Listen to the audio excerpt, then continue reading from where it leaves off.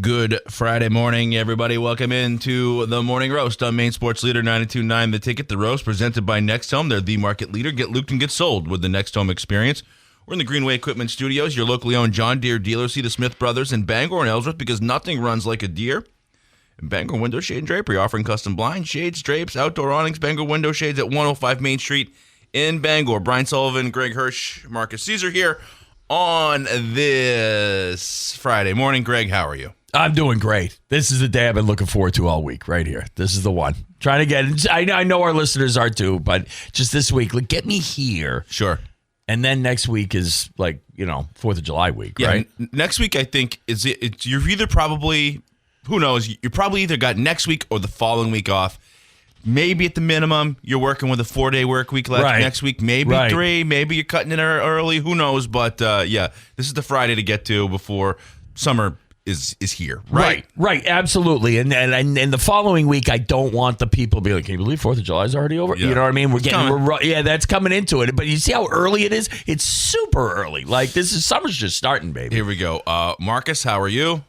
I'm doing great. And I put it in the notes. I don't know. I just want to mention it since we talked about it on the show. Apparently, according to Shams, LeBron's not really talking to the Lakers. Oh, really? Right. At all. Since free agency started, he's, I don't know, seemingly just not really been communicating with them a whole lot. So probably not a whole lot of contract negotiations. He's out there. Could be good for you guys. I'll say right now, I bet he ends up back in Cleveland, would be my guess. Would just, go there and they got some pieces. Finish the story. And he's got that's where it all kind of comes full circle. That'd be my guess. So what happened yesterday? Oh my goodness, didn't some stuff happen? Yep. Red Sox knock off the Yankees. Caleb Durbin continues to hit, and the USA team lost late last night to Turkey. What is with that? They don't want to be associated with the American word for birds. It's turkeys. Yeah, that's what it is. Yeah, they want to, but I mean, you can still call them turkey. Yeah, if you want. Jive turkey. Yeah. In fact, it ain't cool being no jive turkey so close to Thanksgiving. Ain't that the truth? Words to live by. That is always it. Even though the movie's not great, the basketball one with Will Ferrell. He's semi-pro? Yeah, where he's like, did you just call me a jive turkey? Exactly. It's a pretty good scene. Yeah, that's for sure. They lost 3-2 last night. The USA did. Not a lot of ramifications. They didn't play all their guys. Anybody who had a yellow card who would have had to sit out in the round of 32 sat. They put in Pulisic at the 58th minute. They looked pretty good after he went in. And they give up a late goal in the 8th minute of extra time there. So they're still playing against Bosnia next Wednesday at 8 o'clock, and it's now survive in advance time. Yeah, absolutely. No, awesome. This is great. A lot of people predicted that the U.S. probably should make it into this, but they had to get it done. They get it done, and really not needing yesterday's game at all. So they get to rest some guys, get ready to roll on Wednesday. Now it really begins for the U.S. Yeah, I think you're at a spot for the U.S. where if we're going to go with you as far as you go, but if you win Wednesday, more people get on board. 100%. And you're the favorite. And so you win Wednesday, we got some more on board. If you can make a run at this thing, and Colin Cowherd, we'll have him in a little bit, he can convince you that there's a path for them to make quite the run. Sure. That's what happens here. Yeah. Because immediately last night you lose to Turkey, and it's difficult. Yeah, it is. And it is. And I'm like, oh, come on, what's up with that? You kind of. Yeah. Also, the 10 o'clock start doesn't help us East Coasters, no favorites, but we'll see. I think that there's a chance for this to be a long and enduring run. This weekend takes a little different look with the way that the Red Sox played last night, right? Like it does. I think it's time for us, maybe collectively, to ease up on Caleb Durbin a little bit, right? He's earning it. He's earning it. Yeah, he's earning it. He took his massive slings early on. Well, you only get one chance at a first impression. You do. Yeah, exactly. And he was not good. So you're gonna get the wrath of the Sox fans, and deservedly so. But give the kid credit. Young kid doesn't wither away like Christian Campbell did, right? That's what you saw with Campbell, is that it was just like, oh, this guy is done. Durbin digs in and finds a way, goes to get extra hitting help from other people outside the organization, and look at what he's doing now. Yeah. And I'll give credit where credit is due. Well, our buddy Jeff Hoak pointed this out in a little different way, but what would Roman Anthony, what was his reaction be to dislocating a finger the day before?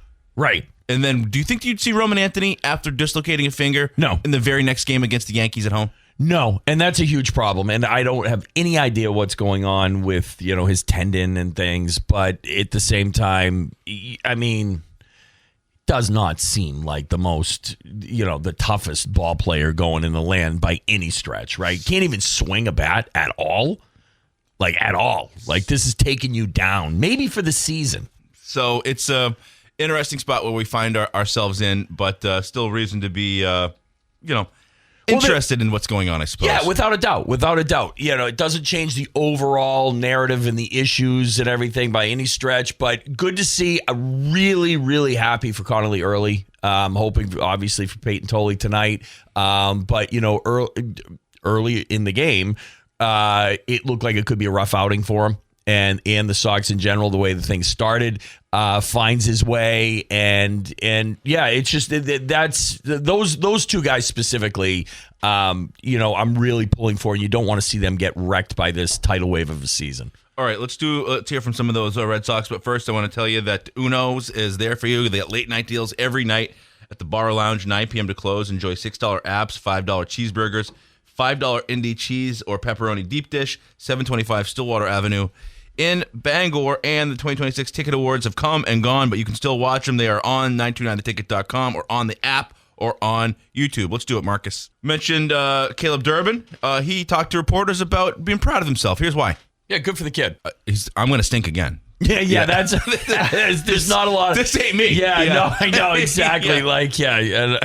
I mean, that's the nature of the beast, It right? is. Especially in baseball. It is. But at this point, I do think it's an open audition for next season. And Caleb Durbin there's a world where he's had a great month of June. Sure. He's had a great month of June, Yep. especially by our lowly standards. Yep. Where he's taken his averages at like 225 as we sit here this morning. Yep. There's a world where he could, play his way into the mix for next year. Yeah, he's fighting to be an MLB ball player. Is what he's doing. Let's see. Trad Tracy talked about some of the issues that the Sox had even getting out of Colorado yesterday. Interesting, but they fought through it. It's nice to know, like, charter flights still suck. The whole thing about flying sucks. Sure. Like doesn't matter if you're just flying regular domestic or not, or charter. It's just it's glorified bus stations is what they are nowadays. Also, I wouldn't have been nice to have been in the Denver airport when you see two guys going through like that looks like Peyton Tolley and Conley early. They just checking in on the United back to Boston. Exactly.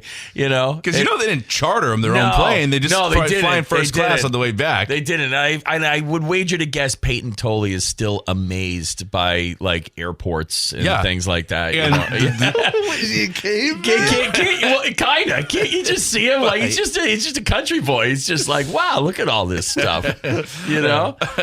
Amazed by airports. Yeah, it's like look at this. You stand on it and it just propels you forward. We don't have this in Oklahoma. Yeah, it's called an escalator. Let's see. Madden Generator Services with expert installation, dependable maintenance, and a free 7-year warranty on new Generac installs. They'll keep your home in the game. 951-4668. Madden Generator Services. Power you can count on. And start your morning at Goslin's Bakery, 334 Harlow Street in Bangor. Grab a breakfast sandwich or on an English muffin or croissant, plus legendary donuts and pastries made since 1945, or visit the new Goslin's Bakery and Deli next to Hannaford and Brewer. All right, we're doing 1984 next. Don't go away. Welcome back to the Morning Roast. Time for us to dive into the year that was 1984. Show brought to you in part by McDonald's, McDelivery, Uber Eats, DoorDash, Grubhub. When using them, you get 2 sausage muffins with egg, 2 hotcakes, 4 hash browns, 4 small hot coffees, all for just $19.99. Bundle deals over 40% off. Available for a limited time. Order at your local family-owned Mickey D's on Main Street, Union Street in Bangor, and Wilson Street in Brewer. All right, you ready to do it there, Greg? Let's do it. Okay, 84. 83, if you thought that was strong, well, 84 says, hold my beverage. Let's see. New England sports in 84. The Patriots go 9-7. They missed the playoffs. Head coach is Ron Meyer. Raymond Barry took over and stabilized the franchise. Future Hall of Famers John Hanna and Andre Tippett among the team's stars. The organizational changes in 84 helped lay the foundation for the 85 Patriots Super Bowl run. Right. Okay. Yep, for sure. Let's see. The Red Sox go 86-76. They finish fourth. Wade Boggs is still there. Roger Clemens made his major league debut. Nesson launches in 1984, right, helping transform how New England sports fans consumed the game. Nesson was like that thing that was out there for a long time. Like, you got Nesson? Oh, big time. And people, like, I distinctly remember this coming out because cable was still fairly new. So people would do it backwards. You got ESPN or NESN. Yeah, you know, I was just like, I think he's saying it wrong. Yeah. So long-term impact. Clemens debuts, as does NESN. Celtics, they're NBA champions. They go 62-20. They beat Washington. They beat New York. They beat Milwaukee. And then they beat the Lakers 4-3 in the NBA Finals in 1984. Yeah, just the absolute. They're just dominant, absolutely dominant. The better is yet to come, which is crazy. Larry Bird wins MVP, also the Finals MVP. It's their 15th championship. The Celtics-Lakers rivalry becomes the biggest story in American sports. Yeah, it's phenomenal at this point. Beat LA, everything like that. The 83-84 record for the Bruins is 49-25-6. They finished second in the Adams division. They reached the Wales Conference Finals before losing to the Islanders. Notable achievements: Ray Bourque emerged as one of hockey's premier defensemen. Boston remained one of the NHL's elite teams. Bruins were consistent contenders through the 80s. The Islanders dynasty remained their roadblock, but hockey was thriving across New England. Yeah, no, for sure. It just, they were good, but not great. To your Maine Black Bears, they have a 5-6 record. Men's ice hockey still waiting for Sean Walsh to arrive and elevate the program. We're getting there, but Bears mentioning nonetheless. Academy Awards, the other stuff. Amadeus wins Best Picture. It beats The Killing Fields, Places in the Heart, A Soldier Story, and A Passage to India. That's the most Academy Award lineup I've ever heard. Yeah, that I've never seen. Yeah, I watched Amadeus in school. Did you? Yeah. No, I did not. However, top 5 films at the box office: Beverly Hills Cop, Ghostbusters, Indiana Jones Temple of Doom, Gremlins, and The Karate Kid. Yeah, like what kicked in 85? I mean, we just got to a point where we were just like, you know, in 84, it was just like, we're going to shut the brain off a little bit here. Sure. We're not on Golden Palm. We're not doing that anymore. Yeah, you can still make them, but we're going to make this other stuff. We're doing Ghostbusters instead. Gremlins, same thing. Temple of Doom, Karate Kid. Also, the PG-13 rating is Born. Yeah, I'm not a fan of at the time. You know, because you could sneak it in on a PG here and there back then without the PG-13. Yeah, I don't know. You tell me some of the old PGs, like, hey, I said to my wife the other day, hey, that's PG. You throw on Poltergeist, that's carrying a PG. I know. We were tougher back then. We were tougher back then.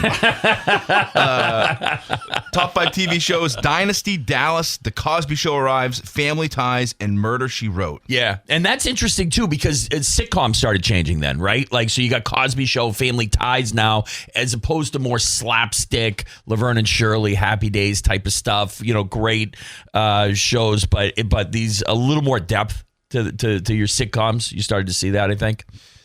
Also the intro song, the opening credits really becomes a thing. So good. It just takes hold for a long time. Oh yeah, I'll go into a trance. You put the Family Ties theme song on, I just go into a little bit of a trance for a little Every now bit. and then I'll just say, sit, Ubu, sit. Yo, of course, good dog. Yeah. Let's see. Grammy Album of the Year, Can't Slow Down by Lionel Richie. The top selling albums of the year are Born in the USA, Purple Rain, Sports by Huey Lewis, Can't Slow Down, Private Dancer. I mean, my God, what a lineup. What a lineup. Few years in music history can match 1984. Bruce Springsteen, Prince, Tina Turner, Lionel Richie, and Madonna. Other stuff that happens. Madonna breaks through. So, other stuff. Apple launches the Mac. The PG-13 is created. You got the 84 Summer Olympics. Yep. A couple things happened there. Yeah, huge. Note, right? Yep. Reagan's landslide victory. Yep. He won 49 states in one of the largest electoral victories in American history. Yeah, it wasn't even close. Michael Jordan arrives. Of course, he comes in that year. The year of 1984, George Orwell's novel became a national talking point simply because the calendar had finally reached the year itself. The AIDS crisis takes center stage in public consciousness. So as you go through, you look at the sports and the other stuff, it is pretty seismic. It's incredible. This is a pretty good year. It's incredible. I'm in sixth grade in 83, 84. And, it was, you pair up with another classroom and they divide you up for like math and language and things like that. So we had to come up and they divided the kids up into like the smart kids and the rest of us. And it's like, all right, develop your team names. So the smart kids were like, we're the A team. We were Van Halen. There you go. Yeah, it says all you need, right? Yeah. Like that's who we were. And then I got moved to the A team. I was never so disappointed in my entire life. I was like, I want to be in Van Halen. That was the 84 baby right there. Did I miss anything from 1984? No, do we need to revisit? Other than the commercial, right? The Mac commercial, right? The 1984 commercial for the Mac. Okay. Like that debuted at the Super Bowl. And that paved the way for, hey, let's going to put a ton of money into one spot when Right. everybody's watching. Yeah, that was created groundbreaking. A whole cultural shift into how you really consume the Super Bowl, right? Huge. It was like, oh, we could do that? Yeah, okay. And get in line, and that just jacked those costs way up. Because the Super Bowl commercial has really become a whole talking point too. Like Right. news stories about it. Oh, they're charging $8 million a spot. Sure. Oh, you got George Clooney to be in it. Yada yada. What movies Yep. are coming out? It's like a whole cultural, And- couple weeks of coverage. And I think that Mac commercial, like, is still like the standard bearer, where people are like, how good was it in compared to that? So 84, sneaky. I was talking with my guy John Small about this, and he really felt pretty strongly about 84 being the best year for music. It's pretty damn good. I mean, it depends your genre, but it is in terms of MTV had exploded at this point. So the visual and everything, superstars were born. So you've got all that. We will weigh it. We will score it. If we missed anything, let us know. But 84, certainly impressive there. Let's see. Dairy Queen in Old Town, DQ $7 chicken strip meal deal has it all. 100% white meat, seasoned chicken strips, full-size fries, a drink, and DQ Sunday. All for just $7. Now you can get it with the new honey sriracha dip. Visit 613 Stillwater Avenue in Old Town. Back with our scores right after this. Bangor Mall Cinemas is Greater Bangor's favorite hometown theater for over 40 years. Bangor Mall Cinemas features luxury recliners and an upgraded food menu. Find showtimes and reserve your seat at yourneighborhoodtheater.com. They got Superwoman coming out this weekend. You got the new Minions movie coming after that. So go check them out. They got a bunch of stuff out there. Bangor Mall Cinemas. All right, Greg, back to 1984, the year that was. Let's give it some scores. The sports. Give me your reasoning and your number. Yeah, sports is getting an 8-2. It's getting an 8-2. Celtics win the championship. UMaine baseball, College World Series. Everything else kind of, Patriots, blah. They're building, whatever, but we didn't consider that at the time. Bruins, they did well in the Adams division, but they weren't serious contenders. They were nowhere near as good as the Islanders or the soon-to-be great Oilers. It just strength of Celtics, strength of UMaine baseball. I actually forgot to really even mention the Maine baseball. It was I unearthed that great piece of video at ABI with Dave Gagne hitting the walk-off home That's right. run, That was awesome. To advance the team to the World Series. Great story of how he gets brought in to pinch run, trips over third, right? Don't score. That's in the 10th, and then they end up getting out of the inning. 2 innings later, second pitch he sees, bops it over the wall, and even had the interview in it. So it's up on my Facebook page, but it was a good We the People. It's a real good one. Yeah, it's a real good one. I watched the whole thing. It was good. Especially for me, Gonzo was my coach, but I'd never seen him as a 20-year-old. Scrappy player. Cherubic, young man out there excited to hit a game winner. So that was awesome. I give it an 8-7. Yeah. I think that just some of the stuff that comes through with the bird magic taking hold. Nesson arrives. Roger Clemens arrives. All right. You don't win at like across the board, but you're pretty good. But you figure Nesson getting there, Roger Clemens getting there, and the fact that like you beat the Lakers in 7. Yeah.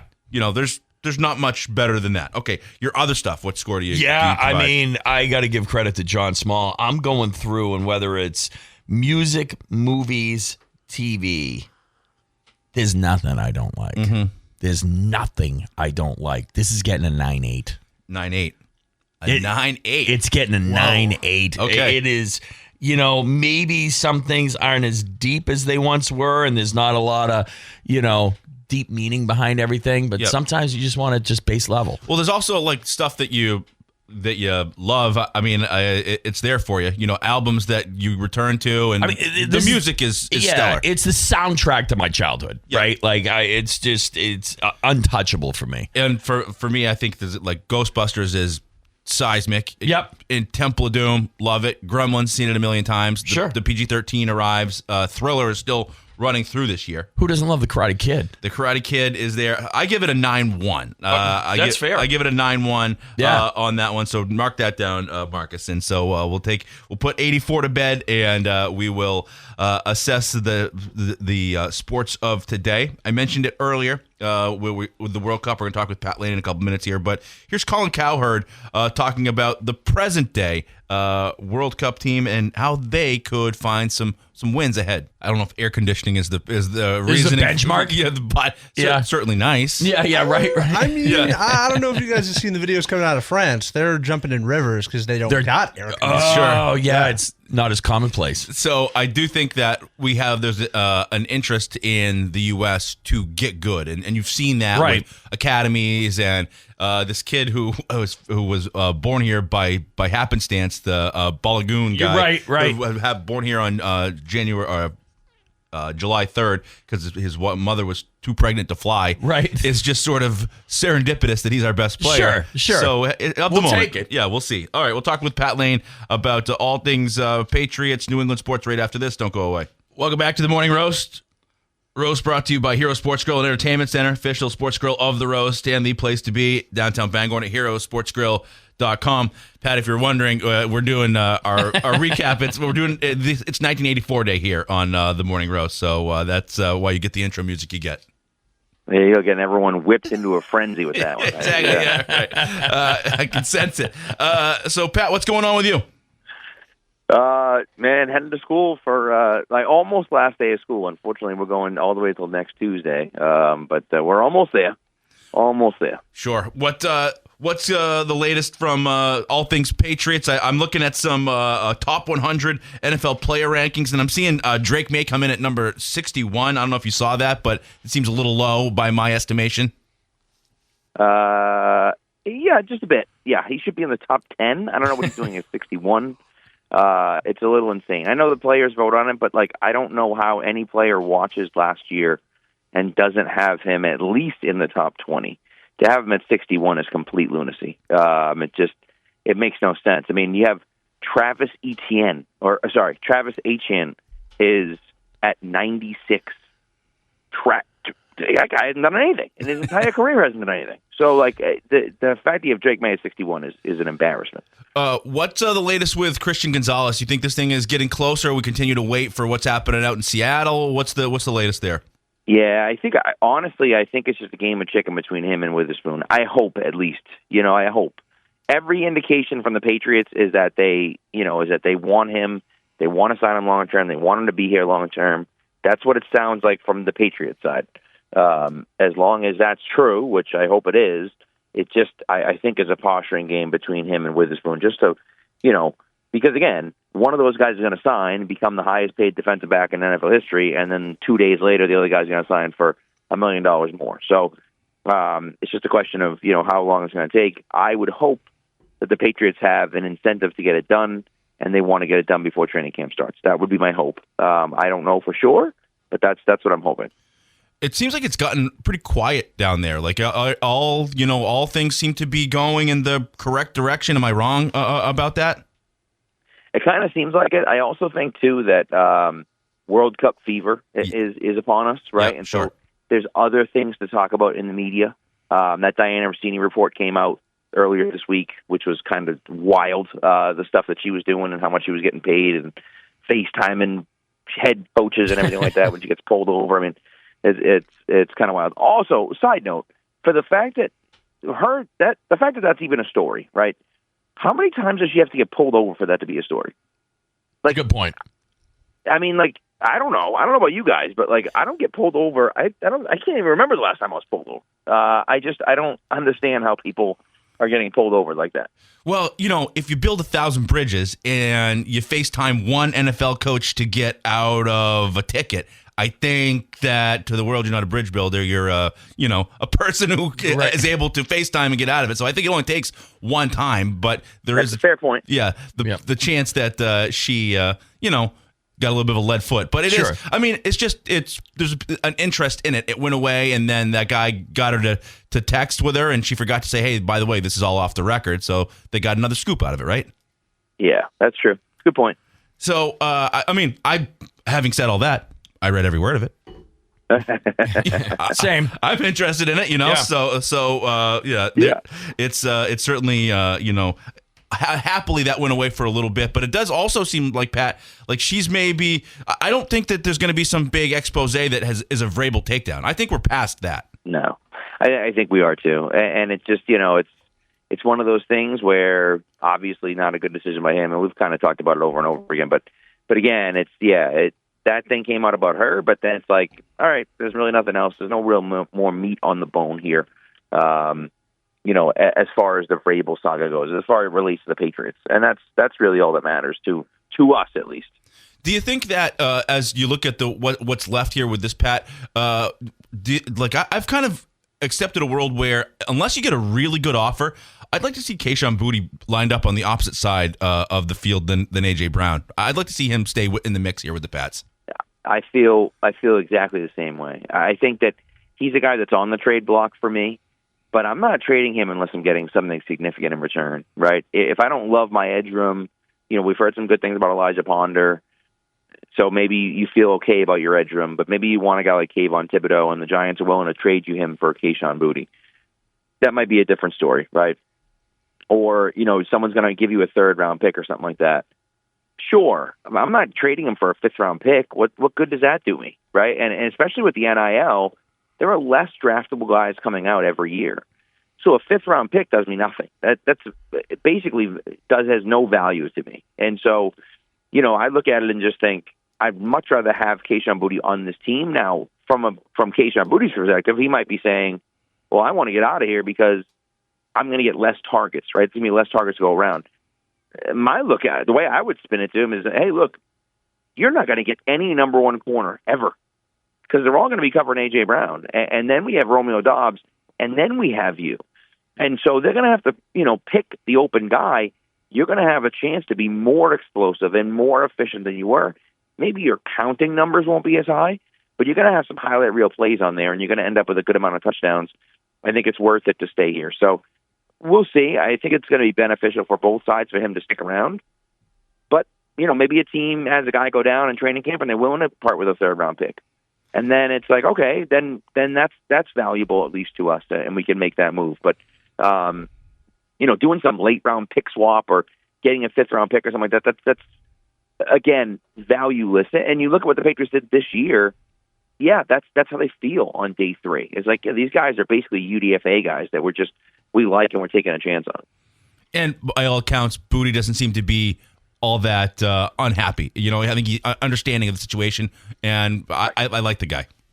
Yeah, no, I agree. And, I wish he had been around for the off-season workouts and stuff like that, but I get it. I understand why he wasn't, but he showed up at OTAs, and my assumption is he'll be there at training camp, and, as long as he fits in well, and as long as he's not causing waves, I think it makes complete sense to keep him around. Pat, you watched Red Sox-Yankees last night. Will you watch this weekend? I'm actually going to be in New Hampshire this weekend. I'll probably have it on in the background. It was cool to see Early pitch well last night, but I mean, this team just stinks, and they're not. They're the bad combination of like they stink and they're not fun to watch. They're young players like just aren't very good, and so that's kind of like disappointing. Marcel Meyer or however you say it, is just not. He's not it, and that stinks because everyone thought he was going to be it. And Duran and those guys are just kind of like meh.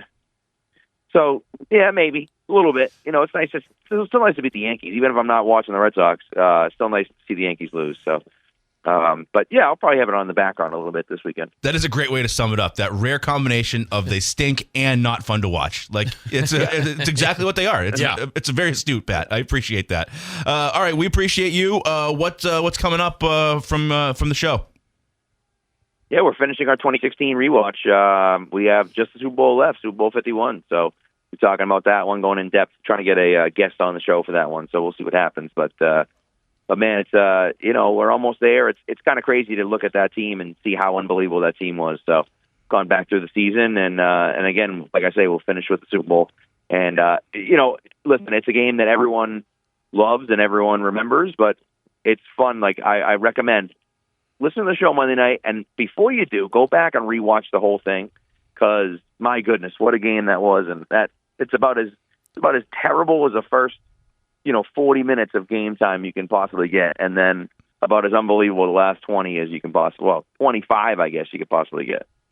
What's the one, going through it, is there one moment that maybe less talked about that stands out to you? So there's a play in overtime, and there's so many plays. I mean, there's just so many. Obviously, the strip sack, changes everything, but there's so many plays. The play in overtime where Hogan runs a comeback route, and the corner sees it and jumps the route, and Hogan comes back for the ball and catches it. If he stands there and doesn't come back the 3 or 4 or 5 yards he does, that's a pick six, and the Patriots lose in overtime after coming back and doing all of that. So, just kind of wild to think about that. It's like, oh my God, like we could have come all the way back and then lost in overtime on a pick six. Is kind of crazy. That's a forgotten play, but one that's great. And then one right at the end of the game, as they're trying to score, Brady throws that fade to Martellus Bennett that almost gets picked off. And again, you're like, oh my God, like we got all the way down there, and to lose on an interception on the end zone like that would have been heartbreak. Crazy stuff to relive. All right, Pat, we appreciate you. You have a great rest of your day. All right, guys, same to you. All right, Pat Lane joining us on the Heroes Hotline. We will catch up with Pat throughout the course of the summer. This Day in History is next. Welcome back to 92.9 The Ticket, Maine sports leader. This is The Reflex by Duran Duran, the number one song in the United States today in 1984. All right. We were just happier in the 80s. Like, this is just happy stuff. Like, you can't be in a bad mood listening to this. It really is an amazingly good year for the musical industry. This day, 1284, according to Lundberg manuscript, a piper dressed in a multicolored clothing was supposed to lead the rats out of town. When the villagers refused to pay, he leads 130 children of Hamlin away. So the Pied Piper, supposed to get the rats, got the kids. Did not know this was potentially a true story. I had no idea. I thought it was just a fairy tale made up. And also killed 130 kids. There you go. Happy Friday. Yeah. 1894, Carl Benz of Germany receives a U.S. patent for gasoline-powered automobile. Let's see. 1977, Elvis appears in concert before 18,000 fans at Market Square Arena in Indianapolis. Unknowingly, the last performance of his career closes with his 1961 hit, Can't Help Falling in Love. Ah, the king.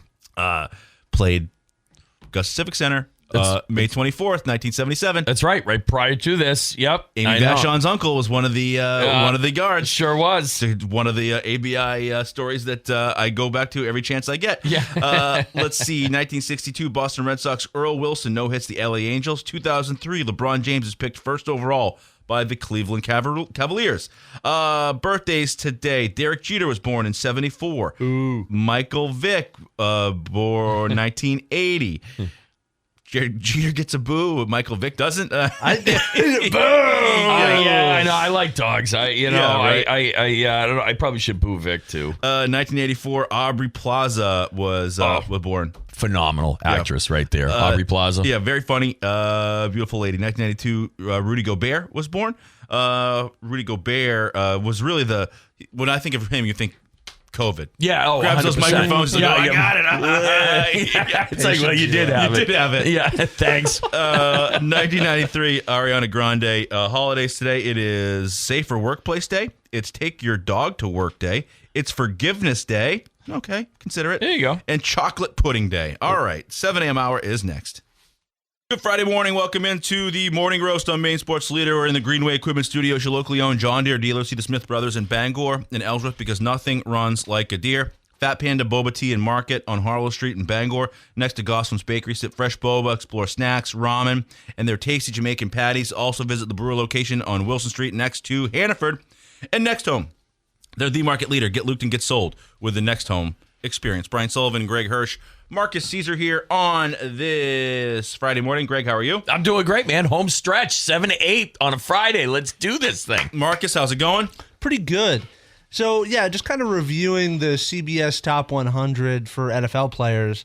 You know, Christian Gonzalez, good spot, I think. 29th. Yeah, exactly. Yeah, yep. A.J. Brown, after last year, okay, got to come back, prove yourself. And you know what? I mean, obviously not my quarterback, but I watched that guy play. And Drake May, I think at least top 30, top 20. Minimum. Definitely, right? Minimum. Definitely. That's where I'm at. Ranks number 61 according to the list. The guy came in second in the MVP voting last year. Yeah, it makes no sense. It's one of those things that maybe that and a buck would get you a cup of coffee. It doesn't really matter, right? You know, Sure, players voting on it. Players Sure. like, you still got, it's still a big club, and you're looked at as pretty much a rookie still. Yep. So last night, the U.S. team lost to Turkey in the World Cup. No longer are they Turkey. No. So they lose in the 98th minute. The opposition gets the win. Doesn't really matter, as the U.S.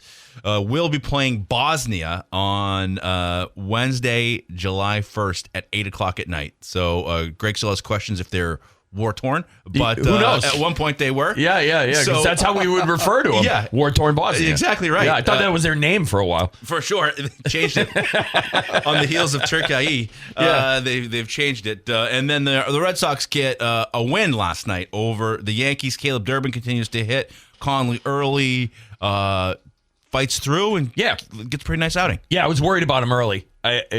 No pun intended. But yeah, he was misplacing his changeup a little bit, and they were all over it.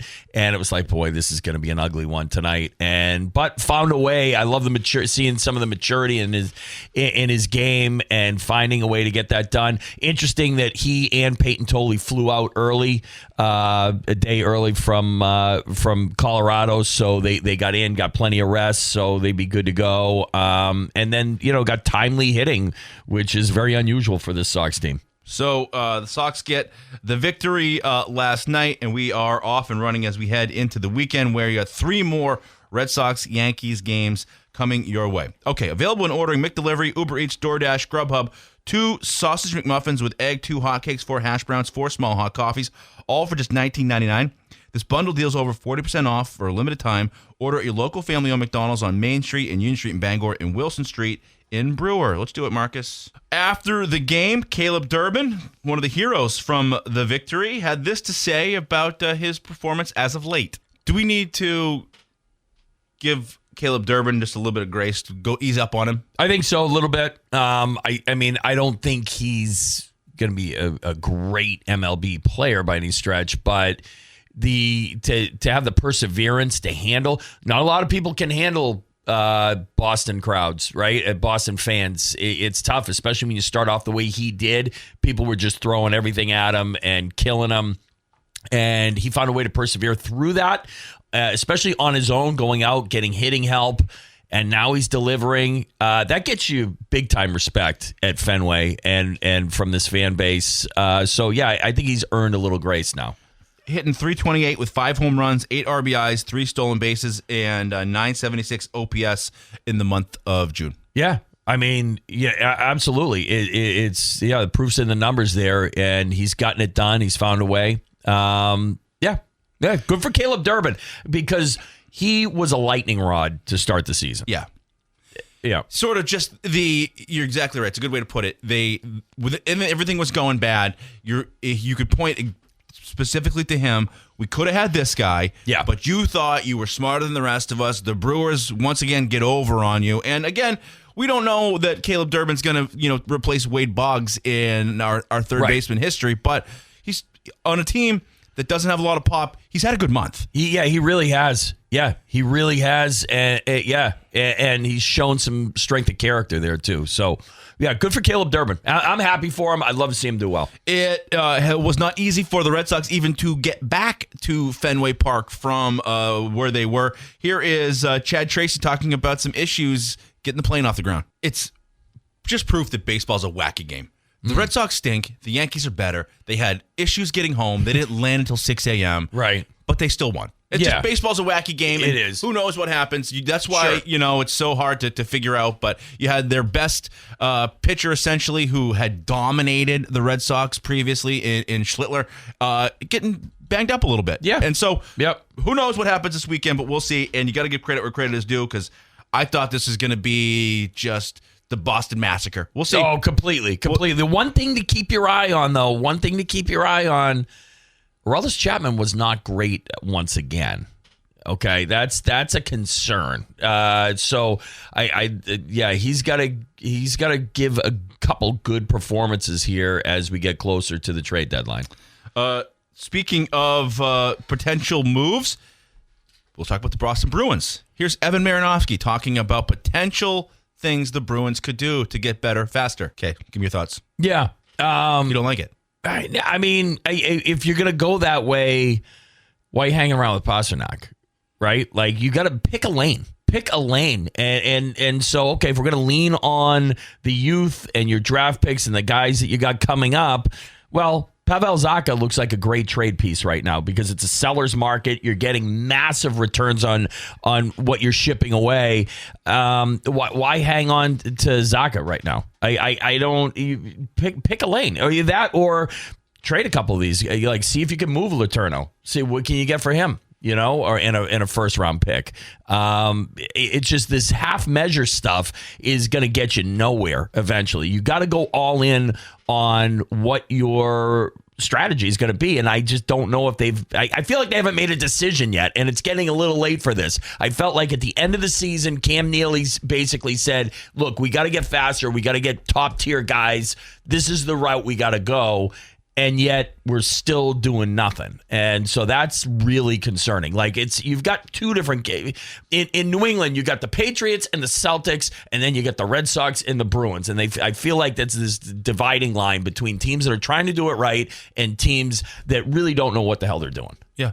What should the goal be? Should the goal be to acquire a pick that is in the top 5 because that's where the best talent should be? Or should it be the opposite and blank them picks and give me something now that I can win with this? What, like, in your estimation, what is the best route to travel? Because what Evan just said, couldn't I put some of this stuff together, get somebody who's an elite talent and let him play next to Pasta now? Yes. I think you have a shot at it. The price has gone up quite a bit. We've seen with these returns, but at the same time, I think that's what you got to do. You're paying Jeremy Swayman a ton of money in goal to try to win you a cup, and like, why are you doing that? Like, if you got Pasta, you seem like you're hanging on to him for life. Why are we doing this? Like, it seems like you want to win now. So if you want to win now, let's make a commitment to win now and get going, because the rest of that division has gotten way better in the past week. All right, we'll see what that might look like moving forward. DQ and Bangor, they got the new breakfast collection. You can enjoy a Cinnamon Toast Crunch dipped cone, Fruity Pebbles, a shake, or Choco Frosted Donut Blizzard. Whether it's breakfast time or not, visit 668 Broadway in Bangor. DQ, happy tastes good, and stuck on the side of the road. Union Street Towing has you covered 24/7 statewide, from breakdowns to lockouts to get you moving fast. 942-4200, driven to be there when you need them most. Acadia Federal Credit Union's newest location is now open on Wilson Street in Brewer, serving Maine since 1963 with branches in Bangor, Brewer, and Aroostook County. Learn more at acadiafcu.org. And Dean's Detailing, the leader in auto detailing for over 55 years. Renew your vehicle's appearance, protect your auto investment, look good and feel good in a clean, shiny car. Book your appointment at deansdetailing.com. All right, Brian Sullivan, Greg Hirsch, Marqus Cesar here on this Friday, heading into the weekend. Boston Red Sox taking on the New York Yankees this weekend. They won last night. Connolly early looked good, yet still your general manager, head of baseball operations, Craig Breslow, still getting dumped on pretty regularly by just about everybody. Here's Mark Bertrand talking about Craig. So, Mark Bertrand, no big fan of Craig Breslow. On a bit of a tangent. Yeah. You know, okay, I look at this team, and occasionally I want to give Craig Breslow a little bit of credit, even though it does appear they can't really assess talent that well. That's probably what it comes down to. When you've seen what guys who've been sent away are doing. But I also look at the way this team's constructed, and I've said this a couple times, it's not Craig Breslow's fault. I don't think that Roman Anthony can't stay on the field. Right? Fair. No, he wasn't raking before he went away. But we all believe he could. Yes, we thought he was going to be the next guy. And he still might be, but he's not playing. And if he swings the bat for the Sox on the field again this season, honestly, I'll be a little surprised. Yeah, I mean, he seems softer than single ply. Like, it's, I don't think we're going to see him this year. On top of that, if you would have told me that Wilson Contreras would have come in here and been a reliable right-handed bat, I would have believed you. And you know what? He has been. You've got Cedar Rafael hitting 285. 285 for the last couple of years. You throw a parade thinking he's going to hit 285. Absolutely. And so you look around, too, and it's like, okay, well, who is it a surprise that Jarren Duran is hitting 220? Yeah, honestly, it is. Now, you can tell me that you should have been able to assess that and move on from him. Okay, what about Marcelo Meyer? The organization has so much invested in this guy, and it looks like he stinks. And I don't know that is that Craig's fault? Is that Breslow's fault that these guys that we invested so much in, that just 2 years ago, so high on Duran. Right. Last year, still kind of high on Duran. Marcelo Meyer, wait till he figures it out. Turns out you throw him an off-speed pitch and he goes cross-eyed. Yeah. But it is his fault, though. That's the thing, is because his job is to assess talent, right? And he has been high on these guys. He went all in on these guys. He went all in on Marcelo Meyer preseason. Could have had Marte, but nope, we got to hang on to Marcelo Meyer because he's going to be something, right? What would that have done to this Red Sox team? Probably looked a little bit better. A little bit better, right? Yeah. And probably gotten you through that dog days of May for this team. But, and maybe put you in a different situation with this pitching staff. You've got how many millions of dollars in Worcester right now with Christian Campbell? I know he wasn't really in the mix going into this season, but Brian Bayo was. Brian Bayo sitting down there looks like a never will be for the Red Sox, right? At the very least. Like he will. You had something in Brian Bayo of value going into this season. Yeah, Brian Bayo has had successful major league seasons. I don't know what happened to him to have him fall just to absolute pieces. Mentally weak. Well, and then I guess the question is where you go from if you can succeed at X level and then you can't do it at a Y. If you can be successful at Worcester, why can't you elevate? What is it that they're not figuring out? Because Christian Campbell tore his way through the minor leagues, and then when he got to the Major League Baseball, hit the cover off a ball for April, and then they figured it out, but has not been able to figure out how to hit since then. Can we get the Herb Brooks miracle psychology test for these guys coming in? Because I feel like that's a big issue, right? Like just soft, weak players. Christian Campbell, Brian Bayo, Roman Anthony, Marcelo Meyer just don't have it. They don't have it upstairs. Like it's just they can't. Every single one of them in their own way can't seem to figure it out. And it's a continuing problem throughout all their young guys. Jarren Duran, throw him in there too. Somebody chirps something from the stands. Eventually, he can't resist because he's mentally weak.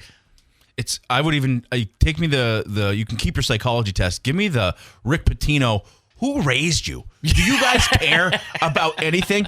Do you care about anything? Right. Or is it part of this generation where they grew up with tablets and they're just numb? They just, yeah. I just Moneyball was on the other night. I caught some of it there. Billy Beane walks in and they're like partying after they lost. And he's like, is losing fun? Yeah, right. And smashes the radio. He's like, dead quiet. That's what losing sounds like. There you go. They need a little bit more of that. Well, and so I don't know where you go from here, but every now and then I think we can't really bang on Breslow for the Durbin stuff anymore because he's hit, and Bregman's been bad. Now, having said that, if Bregman would have agreed to allowing for a trade clause to be, in there or whatever the deal was, he'd be here for 5 years and a bunch of money. So they pivoted, but now you can't really, because if you look at them side by side, they're essentially the same player this season, except Durbin's making $800,000 and Bregman's making $35 million. Sure. So it's probably long term, probably a win. Yeah, probably a win. Yeah. So okay, you've got equal value over there at third base. Now, you fire Alex Cora because somebody's got to go and it's going real bad, and he's probably, a little bit oppositional to some of the things you wanted to do, and whether Marcelo Meyer should be deployed at X or Y a place, or Trevor Story. Remember our guy Trevor Story? Yeah, we've forgotten about him. Well, Trevor Story didn't get signed by Craig Breslow. So I look around at this team, and it's like, I know that he's made mistakes, and he probably will get fired, and he's a robot, and it's hard for whatever. But the robot spit out some zeros and ones that on paper should have worked. Like Jarren Duran previously is not a 225 hitter. Right. Marcelo Meyer, we thought, was going to be a viable major leaguer who hit at least, maybe not, 300, but 250 something. Just a consistent guy. Consistent major league guy. Yeah, a consistent guy. There were really high hopes for him for a long time. And so I guess it stinks for the Sox that they've invested in this, and you carry this through having these guys, ripen up, and now they get here and it's like, wow, he don't got it. No, I know. And it's scary because this is what they were banking on. It was like, oh, we were waiting for the troops to arrive, and you sent this clown show to us? Yeah. Like, these are the troops we've been talking about? We're in trouble. So I come back to this, and it's like, I really think if you're going to assign it, it's Roman Anthony can't stay on the field. Nope. And now, whose fault is that? Is it the driveline stuff? Because whatever it is, the way that they make him swing, and it's hard on your fingers and wrists and hands and things like that, or you're just, like you said, soft as puppy poop. Yeah, pretty much. I mean, I think it's definitely a combo of both. I mean, you would think a guy would fight through something. You don't ever see him fighting through anything. And when they traded for Caleb Durbin, who the Brewers were more than happy to move on from, they said, you're going to like this guy. He reminds me of Dustin Pedroia, kind of a dirt dog, Sure. kind of a grinder. Well, you know what? He dislocated his finger in Colorado on Wednesday, and he hit a home run in Boston on Thursday. Exactly. Give me that guy, and that will endear him to the Fenway crowd, right? Sure. Like, they're going to respect that to no end.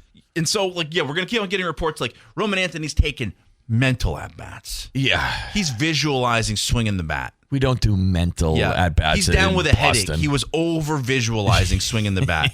So, I get the Craig Breslow because some bad stuff has transpired, but, Durant should be better.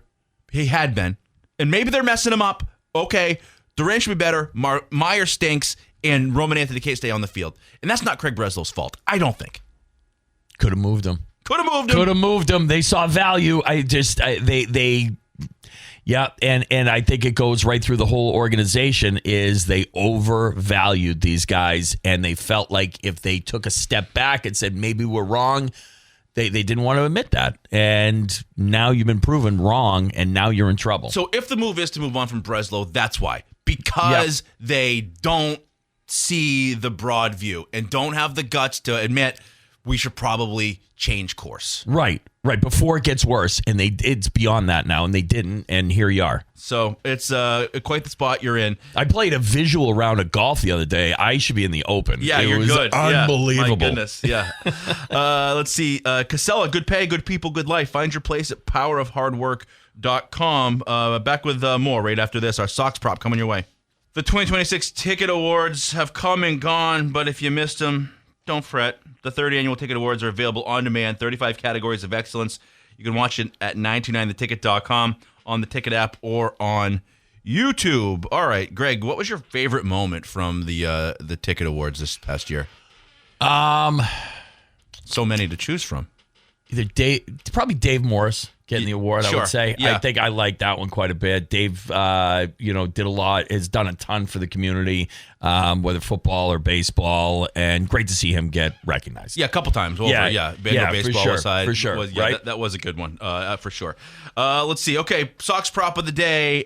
Marcus, where are you landing? Give me some options here. I'm not seeing the board clearly. I need you to guide me through. Yeah, so, I mean, my gut was going with Will Warren over 4.5 Ks. Yep. Schlittler struck out 9 last night in 5 innings. Sox strike out a lot. Yep. They haven't been very consistent. A lot of swing and miss. Then I was thinking maybe a Nerfy. No run first inning. You know? It's a wild little bet. You lock in at 7-10 and then you're on with your night. Peyton's pretty damn good in the first inning. That's exactly right. Yeah.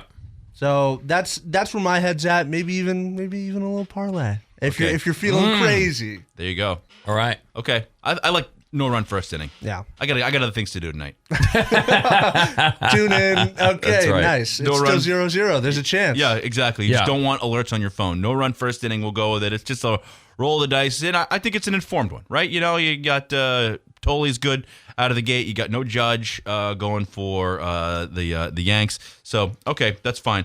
I do want to, while we're on this note, I do want to just throw this out there. It's on the gambling front. And so I'll look into it a little bit more, but I mentioned to these guys, and I think it is a chance for tomorrow night. I'm just going to put this out there. Okay. So, and I got Algeria versus Austria plays tomorrow night at 10 o'clock. Neither one is going to be incentivized to win the game based on the point system. So, long story short, Right. 0-0 draw. That's the one. 0-0 draw tomorrow night, Yep. 10 o'clock. It's like plus 500. I'm giving this. Wow. This is my Carl from Seal Cove moment where Okay. this popped up. I saved it for today. I don't know what has changed, but it's plus 500. Algeria versus Austria. A 0-0 draw guarantees that both teams go through. Nobody wants to win because they'd have to play Spain in the round of 32. All right. So All right. I'm putting it out there for you. Don't bet the mortgage, but there's not a lot of plus 500s that come along, aside from maybe, Caleb Durbin to hit a home run tonight. Sure. All right. I like it. So stay up late Saturday night and hope for nothing. I'm putting it on it, man. I'm doing it. Yeah. I'm doing it. Let's see what we can do here. Yeah, you're just a nihilist. You just you it's- believe in nothing. Yeah, exactly. Sounds exhausting. Yeah. Nihilist. So, all right, there you go. Algeria, Austria, 0-0 draw on Saturday night is what I'm putting out there. That's not your Sox prop. Just a little added flavor. Mm-hmm. Okay? There you go. Aye, Captain. All right, we're going to talk with Nick Coit right after this. Don't go away.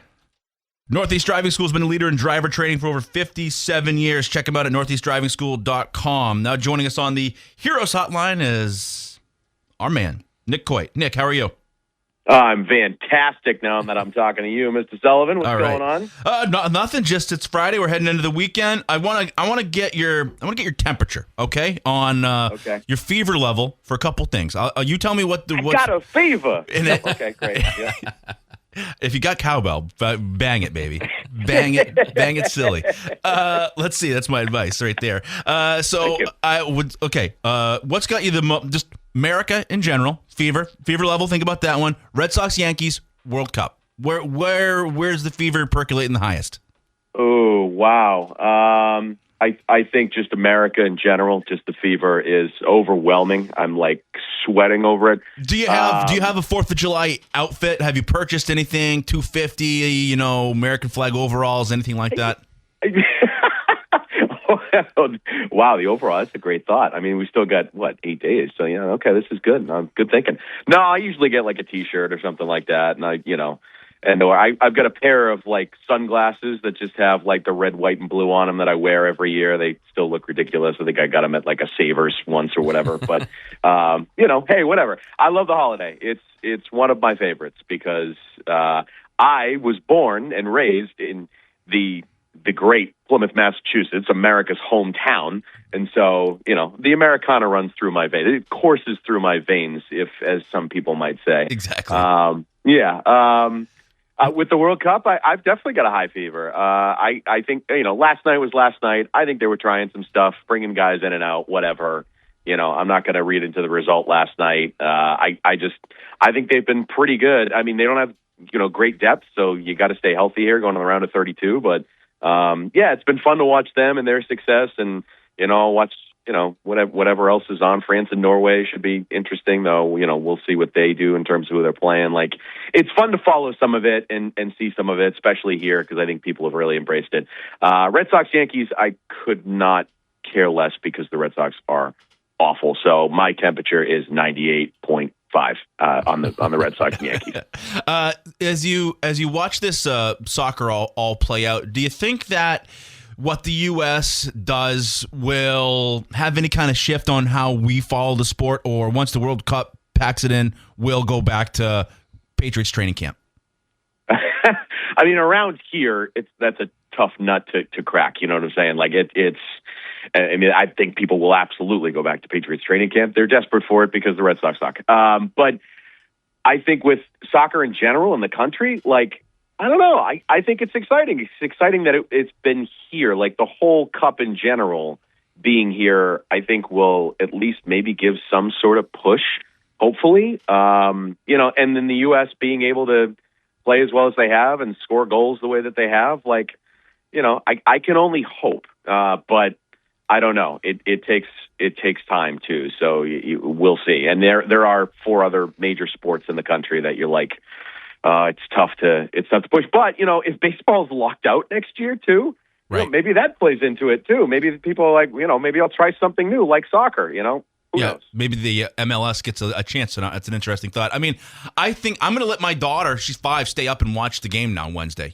So I think there is going to be some of that stuff. I'm also a bad parent. You know what I mean? We'll probably eat candy, the whole time. Staying up late? That's a great parent. So we'll see. But I just think we'll see what he does. It's going to take time. But these stadiums they've built around the host sites will still exist after the World Cup is gone. So that will be there. So in the same way that my co-host Greg here wants to talk about winning a gold medal in hockey is going to have ramifications moving forward. Sure. I think soccer could do the same thing here. I think so too. Well, I think one thing, and I hear a certain show in Boston yelling and screaming about it all the time, but I think their host is right. His name rhymes with Feichel Melger. And he talks about how soccer and the MLS is like on streaming services, whatever, and it's hard to find. And he complains about everything when it comes to that. But I think he is right. Like, and especially if like baseball's in a lockout and you can put MLS more frequently on TV where it's really, really accessible instead of putting it on all these streaming services or Apple TV or whatever, I think that'll help. Like you got to I think that's one thing I think the WNBA is doing a better job of right now in terms of pushing its sport is getting it on ABC in the afternoons on a Sunday or something like that at a time where you can just turn on the TV and, it's here, so I'll watch it. It's just you have to make it accessible. So I hope soccer, can do a little bit more of that because I think it's been accessible here during the World Cup. I think also I watch certain things, and when I watch the guy from France, Mbappe, it's like, that guy's good. I can see it. Yeah, it's just even a bonehead like me can see that Messi can score. I think you need a certain amount of star power to sell it. That's the thing that's kind of been surprising maybe to me is that even before the World Cup is that Messi's in MLS. Like Messi's here, and I know he's older, but like the guy can score. He's amazing. It's unbelievable. He's the Brady of soccer. It's just he's incredible. He just has a knack for it. But Sox Yankees are here, and it just does nothing for you, huh? No. Why? The Sox stink. It's terrible. The organization is so. They need a house cleaning. Like they need to. It needs to be.